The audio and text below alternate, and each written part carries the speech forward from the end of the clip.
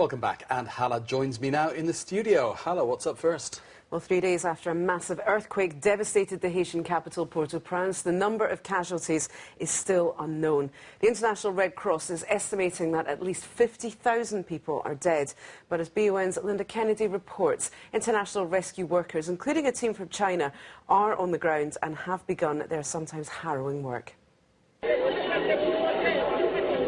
scenes are horrifying. Total devastation as far as the eye can see. Port-au-Prince, once home to 3 million Haitians, is fast becoming an open graveyard. An estimated 90% of buildings have collapsed. Hospitals, which should have treated casualties, have crumbled across the city. Even the presidential palace, government buildings, the UN mission headquarters and cathedrals have not escaped the devastation. International aid agencies and governments from across the globe have pledged aid and assistance, but the country's infrastructure is so badly damaged that much of the aid cannot get to those who need it. Still, international relief efforts are gradually making headway. A team of 50 Chinese aid workers has been in Port-au-Prince since Thursday. There are 50 of us going to Haiti. We received the call and we're ready to leave in just 1 hour and 20 minutes. The Chinese team has set up a rudimentary field hospital to distribute medication to the thousands who require it. But team members have been overwhelmed by the demand and warn the supplies they have brought will soon run out. Meanwhile, as rescue efforts continue in the disaster-stricken area, families back in China are anxiously waiting news of 8 Chinese citizens who are believed to have been buried under the rubble of the collapsed UN headquarters in Port-au-Prince. 4